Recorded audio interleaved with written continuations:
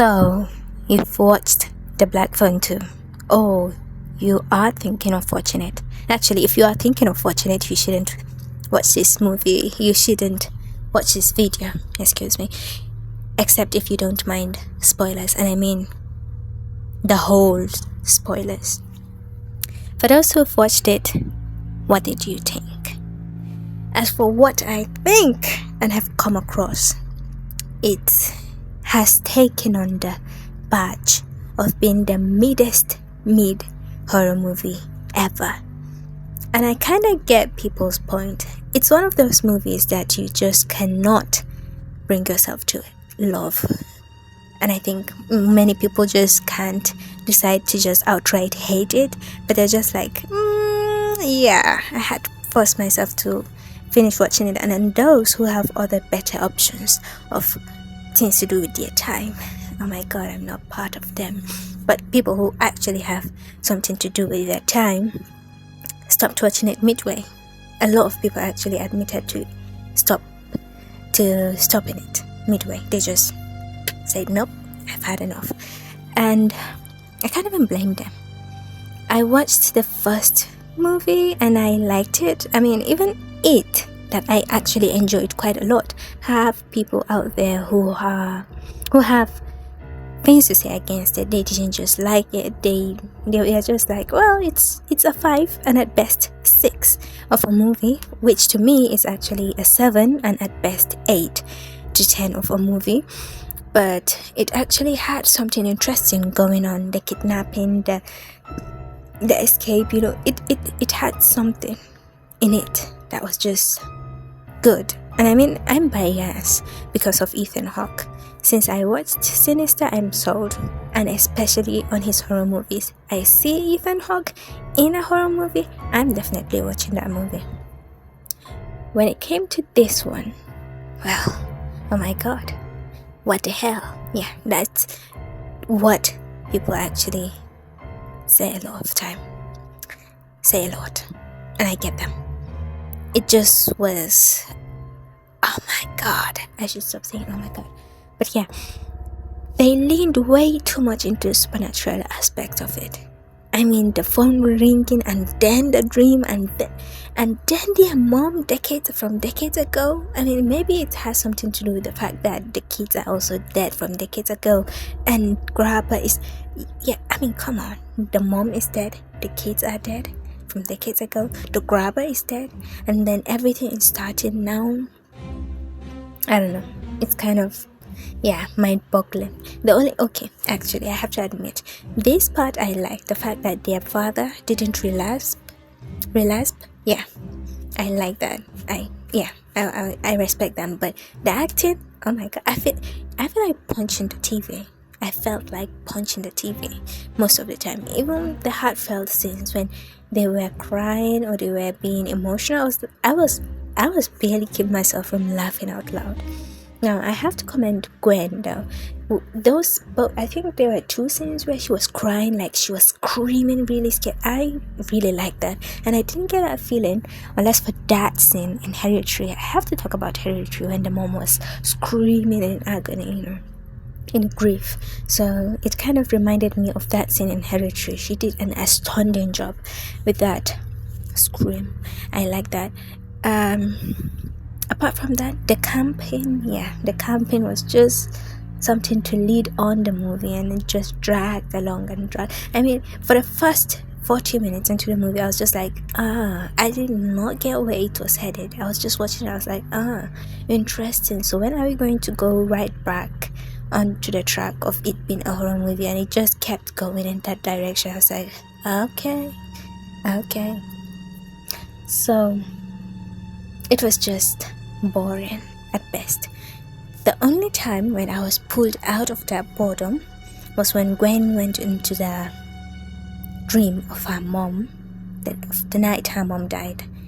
And that very short pursuit was what made me sit on the edge of my, it was what brought the thrill to my bones. It was the scene I was like, yes, finally, we're getting the grabber in action.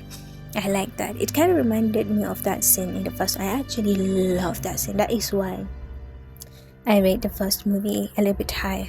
Just that scene where Ethan Hawke was sitting in the kitchen, I think it was the kitchen, shirtless, and he was just breathing, waiting for Finn to come upstairs. Oh my god, I loved that scene. Oh, just thinking about it makes goosebumps come up my skin.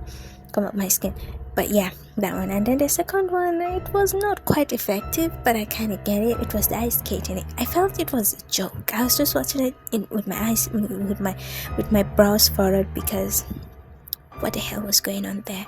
But he was ice, he was skating on the ice, trying to torture them, and I was like, okay.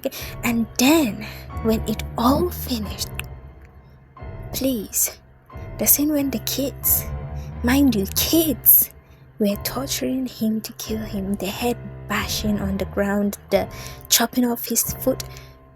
Excuse me. I was like, okay, when is the director going to cut this off? But then I guess it's kind of something to make Finn confront his nightmares, to make him leave, past that. And we actually already have got a glimpse of his aggressiveness in the opening scene, where he was beating up a kid who asked him how tough could he be to have killed a serial killer. So it makes sense, but it still was something that I was like, kind of unnecessary. They should have just drowned him in the ice and just left it as that. And the fact that their mom just came back, the movie just had a lot of things going around. I think they could have just, honestly, they should have just left it as the black phone, and left it at that, as that. No prequel, no sequel. Like, they should have just left it one and no other one, and it would have been better. Okay, so here's a summary of the movie. Finn, still traumatized, still scared, but gets himself to kind of bottle it up by smoking weed. Gwen, his younger sister, gets dreams. I mean, we got a glimpse of that from the first movie, that she could dream of things. So she still dreams of things, of dead people, just that now their mom is added, their mom from way before even their father met them. And she also gets this dream song. Gwen got it from her mother, and they dream of this alpine lake, a camp, and they decided to go. And then from there, it was more fun, more dreams, and then 3 kids have been dead. Their bodies were unrecovered, and their bodies, mind you, the fear from their bodies or whatsoever is the thing that is foiling Grabber. Yeah, the dead Grabber. And now he is this dead but not dead. Okay, dead. Okay, wait. A ghost serial killer. Just that he wants to hurt Finn, so he's not outright going to kill Finn, but he's trying to kill Gwen. Okay, yeah. You know what? Watch it, and then come back and let's discuss it. Maybe someone out there, maybe you, would love it. Actually, share your thoughts and opinions on this movie in the comment below.